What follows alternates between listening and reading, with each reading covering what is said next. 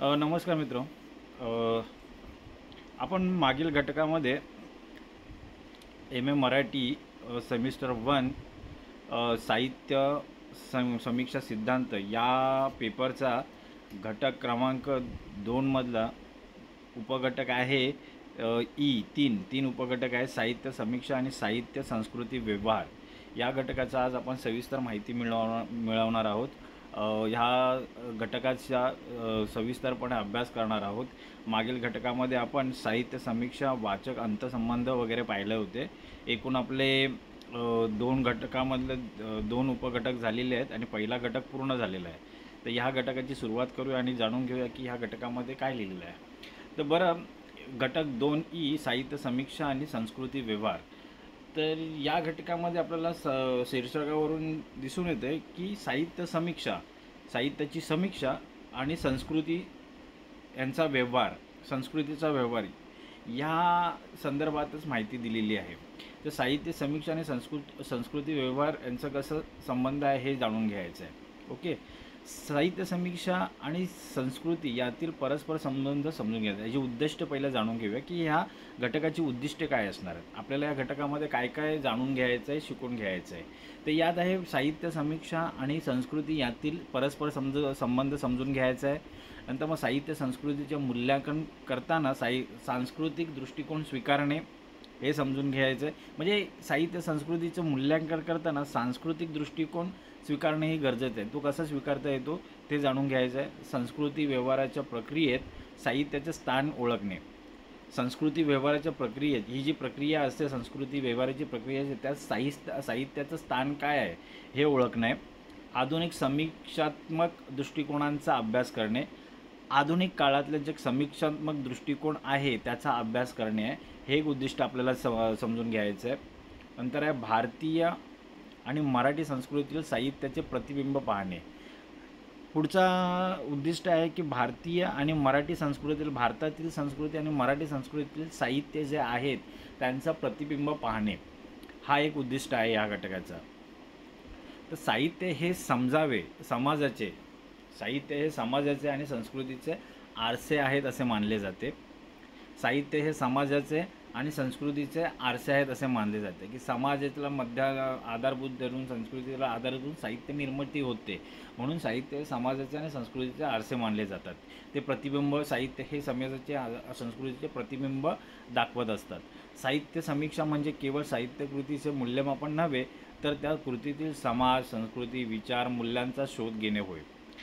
साहित्य समीक्षा, एखाद्या साहित्याची समीक्षा म्हणजे ते केवळ साहित्यकृतीची समीक्षा नसते तर ती त्या कृतीतून मूल्यमापन, फक्त साहित्याचे कृतीचे मूल्यमापन नसते तर त्या कृतीतून, त्या साहित्य कृतीतून समाज, संस्कृती, विचार आणि मूल्यांचा शोध घेणे होय. साहजिकच आहे त्या साहित्यामध्ये समाजाचा, संस्कृतीचा, विचारांचा, मूल्यांचा ते प्रतिबिंब असतं. म्हणून त्या गोष्टींचा आपण शोध घेण्याचा प्रयत्न करत असतो. म्हणून साहित्य कृतीचे मूल्यमापन नव्हे, समीक्षा ही किंवा साहित्य कृतीचे मूल्यमापन नव्हे तर त्या कृतीतून समाज, संस्कृती, विचार, मूल्यांचा शोध घेणे होय. संस्कृती व्यवहार म्हणजे समाजातील विचार, रूढी, परंपरा, कला आणि जीवनशैली यांचा सक्रिय प्रवाह हो. संस्कृती व्यवहार म्हणजे काय आहे तर समाजातील रूढी, परंपरा, विचार, कला, जीवनशैली यांचा सक्रिय प्रवाह आहे. ह्या ज्या गोष्टी प्रवाहात वाहत असतात त्यांचा व्यवहार संस्कृती व्यवहार म्हणजे समाजातील विचार, रूढी, परंपरा, कला आणि जीवनशैलीचा सक्रिय प्रवाह होय. म्हणून साहित्य समीक्षा ही केवळ कलात्मक क्रिया नसून ती संस्कृतीच्या व्यवहाराशी निगडीत सामाजिक प्रक्रिया आहे. साहित्य समीक्षा ही केवळ कलात्मक क्रिया नाही आहे. साहित्य समीक्षा ही केवळ कलात्मक क्रिया नाही आहे तर ती संस्कृतीच्या व्यवहाराशी आहे. जे संस्कृतीमध्ये जे घटक येतात की रूढी, परंपरा, विचार, कला, जीवनशैली यांचा सक्रिय प्रवाह असतो, त्या संस्कृतीच्या व्यवहाराशी निगडीत सामाजिक प्रक्रिया ही. साहित्य समीक्षा ही संस्कृतीच्या व्यवहाराशी निगडीत असलेली सामाजिक प्रक्रिया आहे. ऑफकोर्स सामाजिक प्रक्रिया असं म्हणता येईल कारण की साहित्यामध्ये समाजाचा प्रतिबिंब, संस्कृतीचं प्रतिबिंब आपल्याला दिसून येतात आणि त्यांचा शोध घेण्याचं, मूल्यांचा शोध घेण्याचं काम साहित्य समीक्षा करत असते. म्हणून ती साहित्यकृतीच्या व्यवहाराशी निगडीत अशी सामाजिक प्रक्रिया आहे असं म्हणता येईल. साहित्य संहिता. साहित्य संहिता म्हणजे समाजात निर्माण झालेल्या आणि स्वीकृत झालेल्या साहित्य मूल्यांची आणि निकषांची एकत्रित रूपरेखा यामध्ये समाविष्ट घटक आहेत. ओके. साहित्य संहिता म्हणजे काय आहे, तर समाजात निर्माण झालेल्या आणि स्वीकृत झालेल्या साहित्य मूल्यांची आणि निकषांची एकत्रित रूपरेखा आहे. साहित्य संहिता म्हणजे काय आहे, की समाजात ज्या गोष्टी ज्या निर्माण झालेल्या आहेत आणि स्वीकृत झालेल्या साहित्य आहेत त्या साहित्यांची मूल्यांची, त्या साहित्य मूल्यांची आणि निकषांची एकत्रित रूपरेखा आहेत. म्हणजे साहित्य संहिता म्हणजे काय, जे साहित्य समाजात आलेले आहेत त्या समाजात निर्माण झालेल्या, म्हणजे ज्या गोष्टी समाजात निर्माण झाल्या आहेत स्वीकृत झाल्यात अशा साहित्य मूल्यांची आणि निकषांची ती एकत्रितपणे असलेली रूपरेखा आहेत. यामध्ये समिष्ट घटक आहेत भाषिक आणि कलात्मक नियम, पुढे आहे सामाजिक आणि सांस्कृतिक मूल्ये, परंपरा आणि आधुनिकतेचा संगम, नैतिकता आणि सौंदर्य यांचे निकष. तसेच साहित्य संहिता समाजानुसार बदलते, कारण प्रत्येक समाजाची संस्कृती आणि विचारसरणी वेगळी असते. साहित्य संहिता ही समाजानुसार बदलत असते. कारण काय, की प्रत्येक समाज हा वेगवेगळा असतो. समाजाची संस्कृती आणि विचारसरणी वेगळी असते. ते ह्या समाजाची संस्कृती आणि विचारसरणी वेगळ्या असल्याकारणाने साहित्य संहिता ही समाजानुसार बदलत असते. संस्कृती संकल्पना. आता संस्कृती संकल्पना म्हणजे काय, की संस्कृतीमध्ये समाजाच्या जीवनशैलीचा, विचारांचा आणि मूल्यांचा एकत्रित परिणाम असतो. संस्कृती म्हणजे काय आहे, की समाजात ज्या जीवनशैल्या आहेत, जी जीवनशैली आहे, जे विचार प्रवाह आहेत, जे मूल्य आहेत समाजातील, ते ह्या सगळ्यांचा एकत्रित परिणाम म्हणजे संस्कृती तयार होते. संस्कृती कशी तयार होते, की प्रत्येक संस्कृतीमध्ये एक जीवनशैली असते, एक विचारधारणा असते, एक विचारसारणी असते, काही मूल्य असतात, काही नैतिकता असतात. त्या सगळ्यांचा एक एकत्रित परिणाम म्हणून आपण त्या गोष्टीला संस्कृती असं म्हणतो. संस्कृती उदयास येते असं म्हणतो. ती मानवी जीवनाला दिशा आणि मूल्य देते.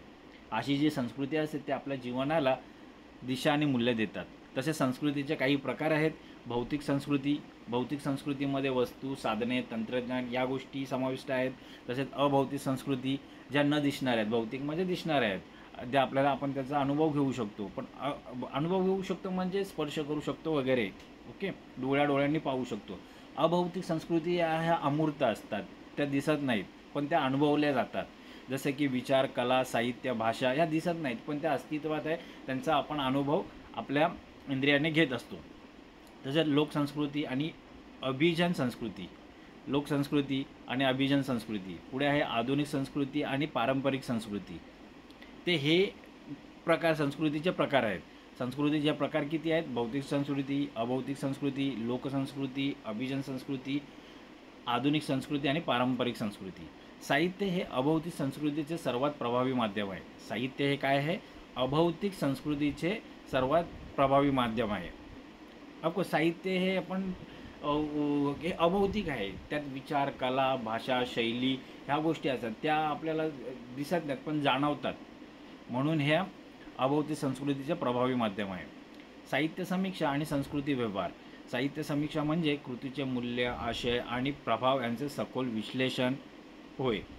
साहित्य समीक्षा म्हणजे काय, की एखाद्या साहित्य कृतीचे, वाङ्मय कृतीचे मूल्य, आशय आणि प्रभाव यांचे सखोल विश्लेषण म्हणजे साहित्य समीक्षा होय. संस्कृती व्यवहार म्हणजे काय, तर त्या समाजात प्रचलित असलेले मूल्य, प्रतीक, कला होय. साहित्य समीक्षा म्हणजे एखाद्या कृतीचे सखोल अभ्यास, मूल्य, आशय आणि प्रभाव यांचे सखोल विश्लेषण म्हणजे साहित्य समीक्षा होय. आणि संस्कृती व्यवहार म्हणजे काय, ते समाजात प्रचलित असलेले चाली, रूढी, परंपरा, प्रतीक, मूल्य, कला ह्या गोष्टींचा समावेश होतो कशामध्ये? संस्कृती व्यवहारामध्ये. आणि भाषेचे व्यवहार, कला आणि भाषेचे व्यवहार यांचा साहित्य व्यवहारामध्ये समाविष्ट होतो. दोघांमध्ये घट्ट नाते आहे. या दोघांमध्ये साहित्य समीक्षा आणि संस्कृती व्यवहार या दोघांमध्ये घट्ट नाते आहे, कारण साहित्य संस्कृतीचे प्रतिबिंब दाखवते.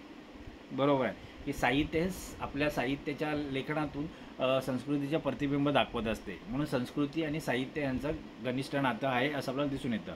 तसेच समीक्षा संस्कृतीच्या निकषांवर कृतीचे मूल्य ठरवते. तसेच आपण त्या साहित्याची समीक्षा करतो, ते कशावरून ठरवतो? ते त्या संस्कृतीच्या निकषांवरती वरून त्या कृतीचे मूल्य ठरवलं जातं.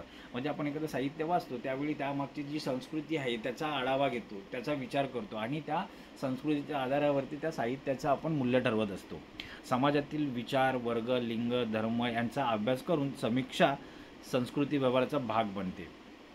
बरोबर आहे की समाजातील जे विचार, वर्ग, लिंग, धर्म यांचा अभ्यास करून समीक्षा संस्कृती व्यवहाराचा भाग बनते. समीक्षा संस्कृती व्यवहाराचा भाग कसा बनते, तर समाजातील जे विचार, वर्ग, धर्म, लिंग यांचा अभ्यास करते समीक्षा आणि त्यामुळे ती संस्कृतीचाही भाग बनते. स्त्रीवादी, दलितवादी, उत्तर आधुनिक, उत्तर औपनिवेशिक समीक्षा ही याची उदाहरणे होत. याची उदाहरणे काय आहेत, तर स्त्रीवादी, दलितवादी, उत्तर आधुनिक, उत्तर औपनिवेशिक समीक्षा ही यांची उदाहरणे होत. साहित्यकृतीचे मूल्यमापन. साहित्यकृतीचे मूल्यमापन करताना खालील घटक विचारात घेतले जातात. एखाद्या साहित्यकृतीचं मूल्यमापन करत असताना आपल्याला खालील घटकांचं, काही घटक आहेत त्यांचा आपल्याला विचार करावा लागतो. त्यात कोणते घटक आहेत, तर कलात्मकता, सामाजिक सांस्कृतिक संदर्भ, भाषिक वैशिष्ट्ये, लेखकाची दृष्टी आणि आशय, संस्कृतीतील योगदान या घटकांचा आपल्याला साहित्यकृतीचे मूल्यमापन करताना विचार करावा लागतो. मूल्यमापन हे वस्तुनिष्ठ आणि सापेक्ष अशा दोन्ही दृष्टिकोनातून केले जाते. मूल्यमापन कसे केले जाते, तर ते वस्तुनिष्ठ ऑब्जेक्टिव्ह आणि सापेक्ष सब्जेक्टिव्ह या अशा दोन्ही दृष्टिकोनातून केले जाते.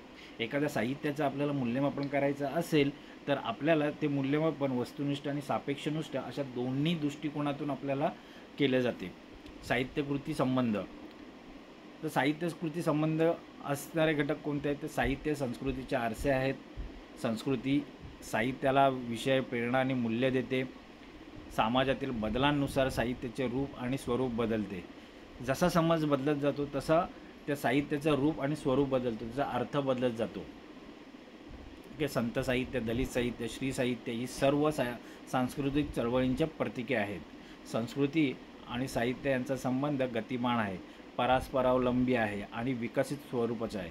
संस्कृती आणि साहित्यांचा संबंध कसा आहे, तो गतिमान आहे, सतत चालणारा आहे आणि तो परस्परावलंबी आहे, एकमेकांवरती अवलंबून आहे. संस्कृती आहे तर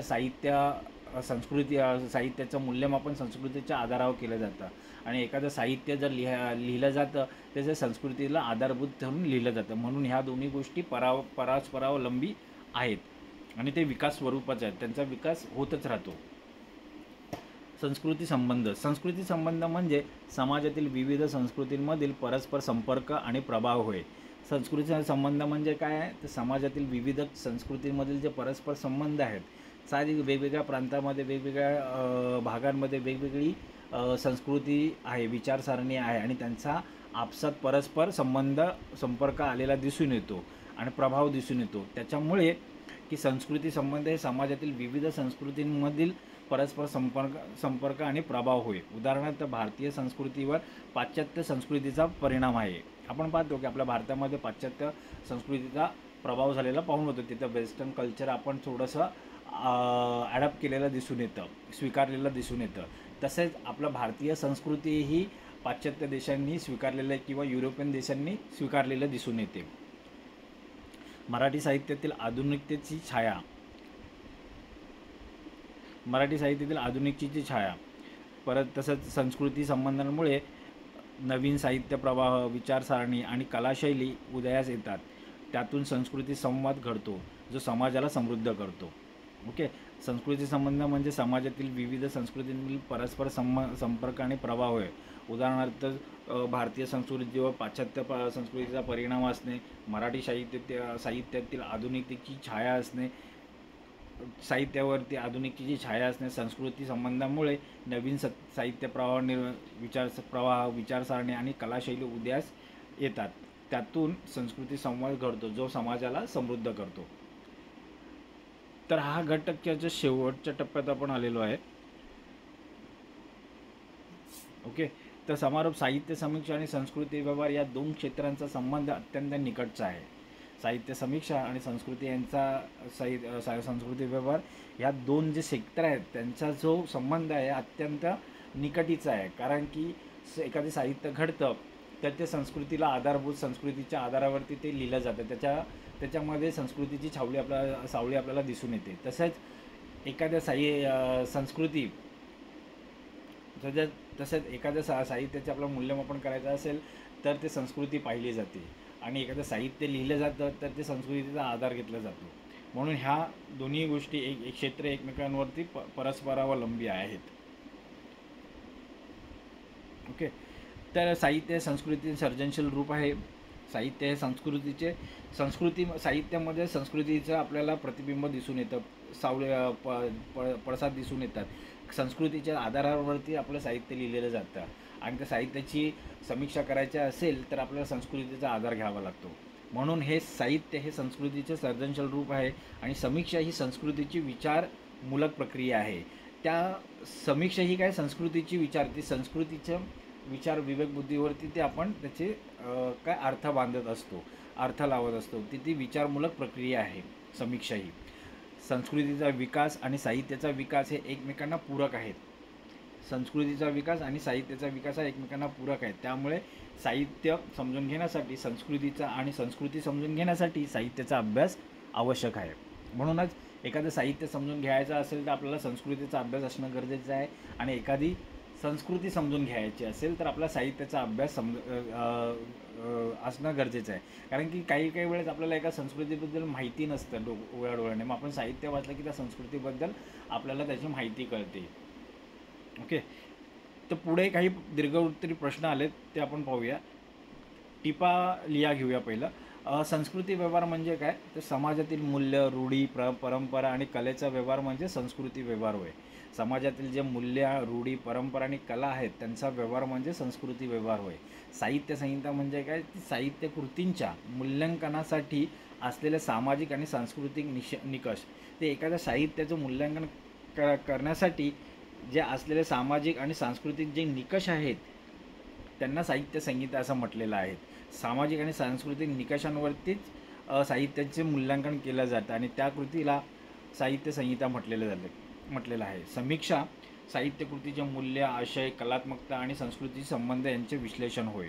समीक्षा म्हणजे काय? तर साहित्यकृतीचे मूल्य, आशय, कलात्मकता, संस्कृती, विचारशैली, विचारधारणा, जीवनशैली यांच्या संस्कृतीचे संबंध यांचे विश्लेषण म्हणजे समीक्षा होय. संस्कृती संवाद म्हणजे काय? विविध संस्कृतींच्या परस्पर प्रभावातून निर्माण होणारा संवाद होय. ज्या वेगवेगळ्या संस्कृती आहेत त्यांच्या एकमेकांवरती जो प्रभाव पडतो आणि त्यातून जो संवाद निर्माण होतो त्याला संस्कृती संवाद म्हटलेला आहे. साहित्य संस्कृती परस्परावलंब आहे, कारण साहित्य हे संस्कृतीचे प्रतिबिंब आहे, तर संस्कृती साहित्याची प्रेरणा आहे. बरोबर. साहित्य हे संस्कृतीचे प्रतिबिंब आहे, ते संस्कृती साहित्यामधून दिसते, आणि संस्कृती साहित्याची प्रेरणा आहे. तर साहित्य घडण्यासाठी संस्कृती ही प्रेरणाचं काम करत असते. म्हणून साहित्य आणि संस्कृती परस्परावलंब आहेत. तर आपण बहुपर्यायी प्रश्न आहेत ते पाहूया. साहित्य समीक्षा म्हणजे काय? कथा, लेखन, साहित्य समीक्षा म्हणजे काय? साहित्यकृतीचे विश्लेषण.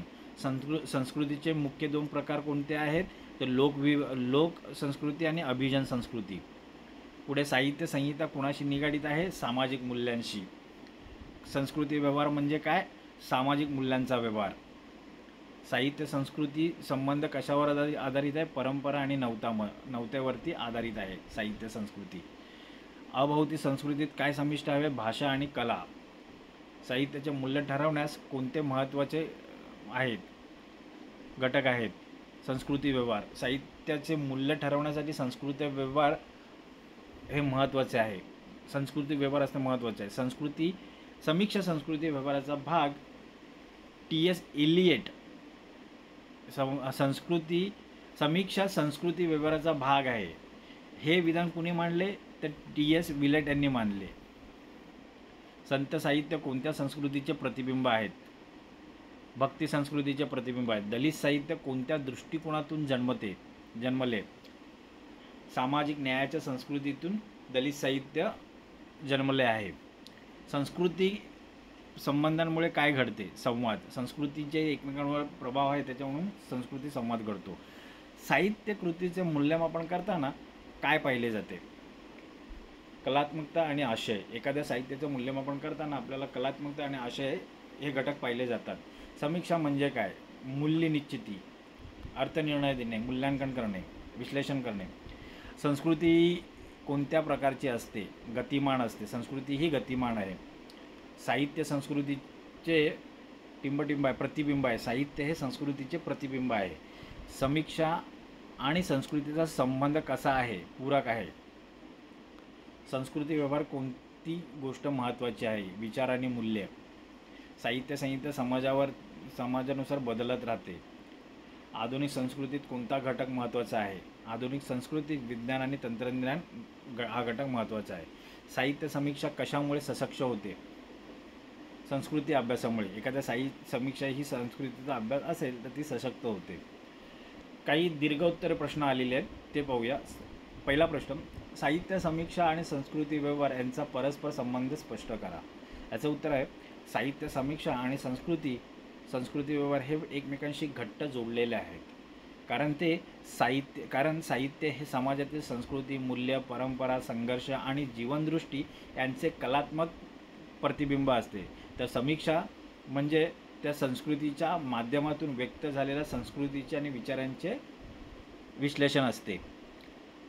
संस्कृती व्यवहार म्हणजे समाजात चालणाऱ्या रूढी, परंपरा, कला, श्रद्धा आणि मूल्यांचा सक्रिय प्रवाह असतो. समीक्षा त्या व्यवहाराचा अभ्यास करून साहित्यकृतीचे मूल्य ठरवते. उदाहरणार्थ, संत साहित्याने भक्ती संस्कृती प्रतिबिंबित केली. संस्कृती प्रतिबिंबित केली. दलित साहित्यांनी सामाजिक न्याय आणि मानवतेची संस्कृती व्यक्त केली. स्त्रीवादी समीक्षेने स्त्री संस्कृतीचा आवाज मांडला. म्हणून समीक्षा ही संस्कृती व्यवहाराची विचारशील बाजू आहे आणि साहित्य ही त्याची सर्जनशील बाजू आहे. दोन्ही मिळून समाजाच्या सांस्कृतिक जीवनाला दिशा देतात. पुढील प्रश्न आहे प्रश्न 2, साहित्य संहिता आणि संस्कृती संकल्पना यांचे सविस्तर विवेचन करा. याचे उत्तर, साहित्य संहिता म्हणजे समाजात प्रचलित असलेले साहित्य मूल्य होय. साहित्य मूल्य, सौंदर्यसृष्टी आणि कलात्मक निकष होय. साहित्य संहिता म्हणजे काय? समाजात प्रचलित असलेले साहित्य मूल्य, सौंदर्यसृष्टी, कलात्मक निकष होय. ती समाजाच्या संस्कृतीवर आधारित असते. प्रत्येक काळानुसार साहित्य संहिता बदलते. उदाहरणार्थ, भक्ती काळातील संहिता आध्यात्मिक मूल्यांवर आधारित होती, तर आधुनिक काळात वास्तववादी मूल्यांवरती आधारित आहे. संस्कृती संकल्पना म्हणजे समाजाच्या विचारसरणीचा कला, धर्म, नैतिकता आणि जीवनशैलीचा एकत्रित परिणाम होय. संस्कृती मानवी जीवनाचे मार्गदर्शन करते आणि साहित्याला प्रेरणा देते. दोन्हींचे संबंध. साहित्य संहिता ही संस्कृतीच्या संकल्पनेतून जन्मते, तर संस्कृतीचे मूल्य साहित्य संहितेचे निकष ठरवतात. त्यामुळे संस्कृती समजल्याशिवाय साहित्याचे मूल्य ठरवता येत नाही. प्रश्न 3, साहित्यकृतीचे मूल्यमापन करताना संस्कृतीच्या दृष्टिकोनाचे महत्त्व सांगा. एखाद्या साहित्यकृतीचे मूल्यमापन करत असताना संस्कृतीच्या दृष्टिकोनाचे महत्त्व काय आहे ते आपल्याला विचारात घ्यायचं आहे. तर याचं उत्तर आहे, साहित्यकृती समाजाच्या संस्कृतीतून जन्म घेते. एखादी साहित्यकृती समाजाच्या संस्कृतीतून जन्म घेत असते. म्हणून तिचे मूल्यमापन करताना त्या संस्कृतीचा विचार करणे अत्यावश्यक आहे. संस्कृतीच्या दृष्टिकोनातून मूल्य ठरवल्यास कृतीचा सामाजिक आणि सांस्कृतिक संदर्भ समजतो. लेखकाची विचारसरणी, समाजदृष्टी स्पष्ट होते. कृतीतील प्रतीक, भाषा, लोकरीती, भावना यांचे योग्य विश्लेषण करता येते. साहित्याचे समाजावर होणारे परिणाम ओळखता येतात. उदाहरणार्थ, दलित साहित्याचे मूल्य केवळ कलात्मकतेने नव्हे तर सामाजिक सांस्कृतिक संघर्षाच्या दृष्टिकोनातून समजले पाहिजे. त्यामुळे संस्कृतीचा दृष्टिकोन साहित्य समीक्षा अधिक व्यापक आणि अर्थपूर्ण बनवतो. प्रश्न 4, मराठी साहित्यातील सांस्कृतिक प्रवाहांचे उदाहरणांसह विश्लेषण करा. याचे उत्तर, मराठी साहित्यात विविध काळांमध्ये वेगवेगळे सांस्कृतिक प्रवाह दिसतात. आपल्याला मराठी साहित्यामध्ये विविध काळांमध्ये वेगवेगळे सांस्कृतिक प्रवाह दिसतात. संत साहित्य काळ.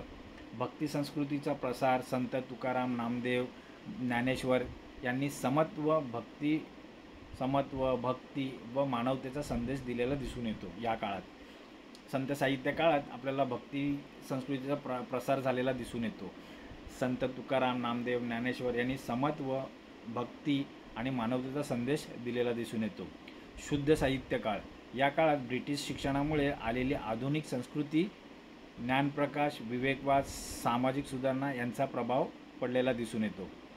तसंच लोकसाहित्य व दलित साहित्य या काळात जनतेच्या दुःखाचा आवाज, न्यायाविरुद्ध संघर्ष ही संस्कृतीची झलक आलेली दिसून येते. तसेच स्त्री साहित्य, स्त्रीच्या भावविश्वासातून नारी संस्कृतीचे दर्शन घडलेलं आपल्याला दिसून येतं ह्या काळात.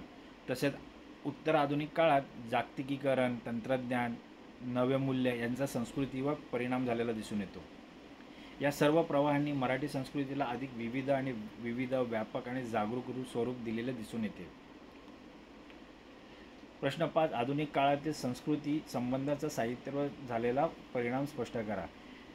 आधुनिक काळातील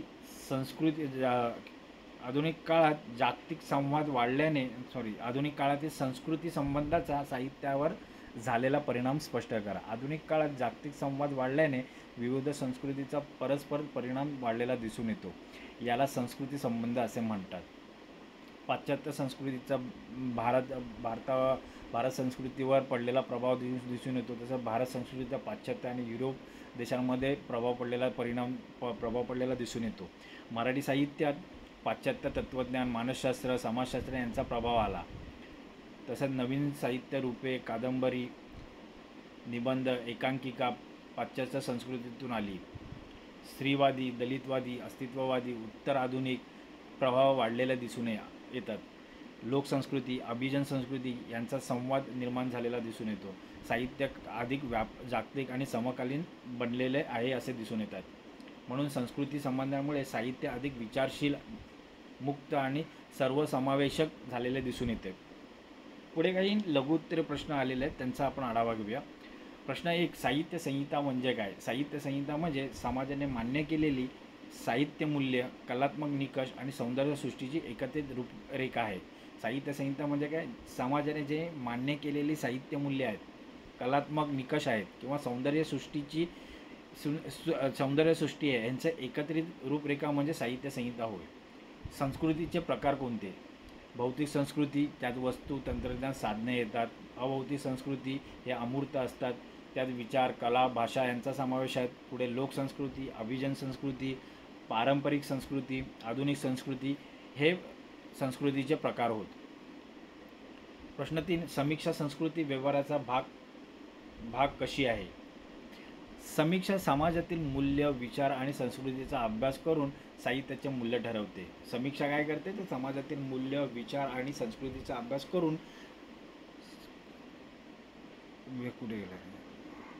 विचार करून साहित्याचे मूल्य ठरवत असते. म्हणून ती संस्कृती व्यवहाराचा विचारशील भाग आहे. अच्छा, समीक्षा. प्रश्न 4. साहित्य संस्कृती संबंधाचे एक उदाहरण द्या. साहित्य संस्कृती संबंधाचे एक उदाहरण द्या. संत तुकारामांचे अभंग हे भक्ती संस्कृतीचे प्रतीक आहेत. यात समाज, श्रद्धा आणि नैतिकतेचा संगम दिसतो.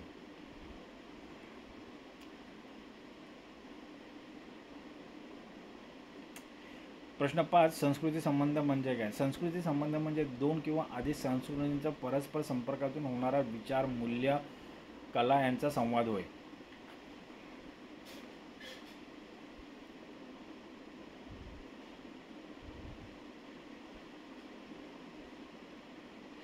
ओके, पुन्हा काही दीर्घोत्तरी प्रश्न आलेले आहेत, त्या प्रश्नांचा आपण सविस्तर अभ्यास करूया. समीक्षेचे स्वरूप, विषय स्पष्ट करा. याचे उत्तर: समीक्षा म्हणजे साहित्यकृतीचे सखोल आणि वस्तुनिष्ठ विश्लेषण होय. ती केवळ स्तुती किंवा निंदा नसून साहित्यकृतीच्या कलात्मक, वैचारिक, सामाजिक आणि सांस्कृतिक अंगाचा विचारपूर्वक अभ्यास आहे होय. समीक्षेचे स्वरूप खालीलप्रमाणे आहे. विचारशील स्वरूप: समीक्षा म्हणजे विचारांचा उपयोग करून कृती समजून घेणे. विश्लेषणात्मक स्वरूप: कृतीतील आशय, रचना, भाषा, प्रतीक, प्रतिमा यांचे सूक्ष्म विश्लेषण करणे. पुढे आहे मूल्यमापनात्मक स्वरूप: कृतीचे साहित्यिक मूल्य ठरवणे. सांस्कृतिक स्वरूप: कृतीतील संस्कृती, परंपरा, समाजदृष्टी, मूल्य, विचारधारा, विचारसरणी या गोष्टींचा शोध घेणे. सृजनात्मक स्वरूप: समीक्षा स्वतःही एक सर्जनशील क्रिया असते, कारण ती नव्या अर्थाचा शोध घेत असते. म्हणून समीक्षा ही कलात्मक आणि बौद्धिक प्रक्रियेचा समन्वय आहे. ती साहित्यकृतीला समजून घेण्याचा व समाजाशी जोडण्याचा प्रयत्न करते, माध्यम बनते. प्रश्न 2, साहित्यकृतीची प्रमुख अंगे स्पष्ट करा. साहित्यकृती म्हणजे कल्पना, भावना, विचार यांचा कलात्मक मिलाप होय. ती समजून घेण्यासाठी तिची काही प्रमुख अंगे लक्षात घ्यावी लागतात. ती अंगे म्हणजे एक आहे विषय, थीम, कृतीचा मुख्य आशय, विचार किंवा संदेश समजून घेणे. पुढे आहे रचना, स्ट्रक्चर, त्या साहित्याचे कथानक, घटनाक्रम, बांधणी, शैली या समजून घेणे. पुढे भाषा, लँग्वेज, कृतीची अभिव्यक्ती, तिचे सौंदर्य व लय हे समजून घेणे. भावना, पुढे भावना, इमोशन्स, कृतीतून व्यक्त होणारे संवेदनशील भावविश्व समजून घेणे. पुढे आहे शैली, त्या साहित्याची शैली कशी आहे, लेखकाची वैयक्तिक अभिव्यक्तीची पद्धत कशी आहे ते समजून घेणे. पुढे आहे संस्कृती आणि समाजदृष्टी, कल्चर आणि कॉन्टेक्स्ट या गोष्टी समजून घेणे. कृतीतून व्यक्त झालेली सामाजिक व सांस्कृतिक पार्श्वभूमी जी आहे, आधारभूमी जी आहे ती समजून घेणे. ही सर्व अंग एकत्रित येऊन कृतीला साहित्यिक मूल्य प्रदान करतात. समीक्षा करताना या प्रत्येक अंगाचा सखोल विचार होणे फार गरजेचे आहे. तर साहित्याचे प्रमुख अंगे कोणते आहेत? विषय, रचना, भाषा, भावना, शैली आणि सांस्कृतिक आणि समाजदृष्टी हे प्रमुख अंगे आहेत. हे प्रमुख अंगे समीक्षा करताना प्रत्येक अंगाचा सखोल विचार करणं गरजेचं आहे. तसेच ह्या पायऱ्या देखील असं म्हणता येतील काही प्रमाणात. पुढे आहे प्रश्न 3, समीक्षेचा प्रमुख पायऱ्या स्पष्ट करा. साहित्य समीक्षा ही एक पद्धतशीर प्रक्रिया आहे, ही तार्किक प्रक्रिया आहे. ओके, तर ही शास्त्रीय प्रक्रिया असंही म्हणता येईल. ती अनेक टप्प्यातून पार पडते. याच्या प्रमुख पायऱ्या अशा आहेत की ते वाचन, पहिलं आहे वाचन, निरीक्षण, कृतीचे बारकाईने वाचन करणे, पुन्हा पुन्हा वाचन करणे, तिचा संदर्भाचा अभ्यास करणे, नंतर मग त्याचे विश्लेषण आकलन करणे, नंतर मग म्हणजे आकलन म्हणजे समजून घेणे, नंतर मग विश्लेषण करणे, कृतीतील आशय, रचना, भाषा, शैली यांचे तर्कशुद्ध विश्लेषण करणे, संदर्भ तपासणे, कोणती कृती कोणत्या काळात कोणत्या समाज संस्कृतीत निर्माण झाली आहे हे पाहणे, तुलना आणि परीक्षण करणे, इतर कृतींशी तुलना करून तिचे वेगळेपण ओळखणे, मूल्यमापन करणे, कलात्मकता, विचारसंपन्नता आणि सामाजिक परिणाम यांचा विचार करून मूल्य ठरवणे, सांस्कृतिक नोंदी करून ठेवणे, कृतीत व्यक्त झालेल्या संस्कृती व्यवहाराचा शोध घेणे आणि शेवटी आहे निष्कर्ष, त्या कृतीचे साहित्य आणि संस्कृतीचे स्थान निश्चित करणे. या पायऱ्या पाळल्यास समीक्षक अधिक सखोल, वस्तुनिष्ठ आणि विद्वत्तापूर्ण होते. प्रश्न 4, समीक्षा ही संज्ञा सविस्तर स्पष्ट करा. समीक्षा ही संस्कृतीमधील संज्ञा असून तिचा अर्थ योग्य विचाराने पाहणे असा होतो. साहित्यिकदृष्ट्या ती कृतीचे गुण दोष शोधून तिचे मूल्य निश्चित करत असते. निश्चित करणे ही क्रिया होय. समीक्षेचा अर्थ आणि उद्देश, साहित्य समजून घेणे, त्याचे समाजाचे नाते ओळखणे, कलात्मक निकषांवरती मूल्य ठरवणे. समीक्षेचे प्रकार, पारंपरिक समीक्षा त्यात रस, अलंकार, ध्वनी, औचित्य. आधुनिक समीक्षा, मानसशास्त्रीय, समाजवादी, स्त्रीवादी, दलित, उत्तराधुनिक हे प्रकार होत. पारंपरिक आणि आधुनिक समीक्षा म्हणजे विचारशील चिंतन, वस्तुनिष्ठ अभ्यास, संस्कृतीचे दर्पण, साहित्याचे विश्लेषणात्मक शास्त्र म्हणजे समीक्षा होय. म्हणूनच समीक्षा ही साहित्य विश्वासातील बौद्धिक आणि तर्कप्रधान प्रक्रिया आहे जी साहित्य आणि समाज यांना जोडते. पुढील प्रश्न 5, संस्कृती व साहित्य यांचे परस्पर संबंध स्पष्ट करा. साहित्य आणि संस्कृती हे एकमेकांचे प्रतिबिंब आहेत. साहित्य हे संस्कृतीचे सर्जनशील रूप आहे, तर संस्कृती साहित्याला प्रेरणा देणारी शक्ती आहे. यांचे परस्पर संबंध, साहित्य संस्कृतीतून जन्मते. समाजाची भाषा, विचार, कला, श्रद्धा साहित्याला विषय देतात, तर संस्कृती साहित्याद्वारे जिवंत राहते. साहित्य लोकसंस्कृती, परंपरा, मूल्य यांचे जतन करते. साहित्य संस्कृतीतील नवे अर्थ देते, संस्कृतीला नवे अर्थ देते. समाजातील परिवर्तनामुळे नवीन मूल्य संस्कृती उदयास येतात. तसेच संस्कृती समाजाला घडवते आणि साहित्य ते दर्शविते. उदाहरणार्थ, संत साहित्यात भक्त संस्कृती, दलित साहित्यात समतेची संस्कृती, तर स्त्री साहित्यात मुक्तीची संस्कृती दिसते. त्यामुळे साहित्य आणि संस्कृती यांचे नाते गतिशील, परस्पर पूरक आणि अविभाज्य आहे असे दिसून येते. प्रश्न 6, साहित्यकृतीची समीक्षा व संस्कृती यांचा अनुबंध स्पष्ट करा. साहित्यकृतीची समीक्षा आणि संस्कृती यांचा अनुबंध स्पष्ट करा. साहित्यकृती हे समाजाच्या संस्कृतीचे सर्जनशील रूप आहे. त्या कृतीची समीक्षा करताना संस्कृती हा महत्त्वाचा संदर्भ बनतो. अनुबंध पुढील प्रमाणे आहेत. ते ह्या दोघांचा अनुबंध पुढीलप्रमाणे साहित्यकृतीतील आशय संस्कृतीतून जन्मतो. एखाद्या साहित्यकृतीचा आशय संस्कृतीतून जन्म घेत असतो. तर समीक्षा त्या साहित्याचा अभ्यास करून कृतीचे मूल्य ठरवत असते. समीक्षा त्या साहित्याचा अभ्यास करून कृतीचे मूल्य ठरवत असते. समीक्षकाने कृतीतील भाषा, प्रतीक, जीवनदृष्टी व समाजदृष्टी यांच्या संस्कृतीच्या दृष्टिकोनातून पाहिले पाहिजे. एखाद्या समीक्षकाने कृतीतील भाषा, प्रतीक, जीवनदृष्टी आणि समाजदृष्टी संस्कृतीच्या दृष्टिकोनातून पाहिली पाहिजे. संस्कृती बदलली की समीक्षेचे निकषही बदलतात. उदाहरणार्थ स्त्रीवादी व दलितवादी समीक्षा ही संस्कृती व्यवहाराच्या नव्या मूल्यांवर आधारित आहे. म्हणून समीक्षा आणि संस्कृती एकमेकांना पूरक आहेत. समीक्षा संस्कृतीचा विचार मांडते आणि संस्कृती साहित्याचे स्वरूप घडवते. प्रश्न 7. साहित्य समीक्षेमधील संस्कृतीचे महत्त्व स्पष्ट करा. याचं उत्तर, साहित्य समीक्षा ही केवळ कलात्मक विश्लेषण नसून ती समाज संस्कृती यांचा अभ्यासही करते. संस्कृतीचे महत्त्व पुढील मुद्द्यांना स्पष्ट होते. संदर्भ निर्धारण, साहित्यकृती कोणत्या संस्कृतीत निर्माण झाली आहे हे जाणून घेणे. त्याचे अर्थनिर्णय, कृतीतील प्रतीक, विचार, भाषा संस्कृतीवर आधारित असतात. मूल्य निर्धारण करणे, कृतीचे मूल्य त्या काळातील संस्कृतीच्या निकषांवरती ठरत असते. आकलनाची खोली, संस्कृती माहीत असल्यास कृती अधिक खोलवर समजते. साहित्यकृती अधिक खोलवर समजली जाते. नव्या दृष्टिकोनांचा उदय होतो. संस्कृती बदलल्यास समीक्षा नवीन विचार मार्ग दाखवते. उदाहरणार्थ स्त्रीवादी, दलितवादी यांमुळे संस्कृतीशिवाय साहित्य समीक्षा अपूर्ण राहते. तर संस्कृती साहित्याला पार्श्वभूमी देते, तर समीक्षा त्यास पार्श्वभूमीचा विचार करून अर्थनिर्मिती करते. प्रश्न 8. साहित्य आणि संस्कृती यांचे अनन्य संबंध स्पष्ट करा.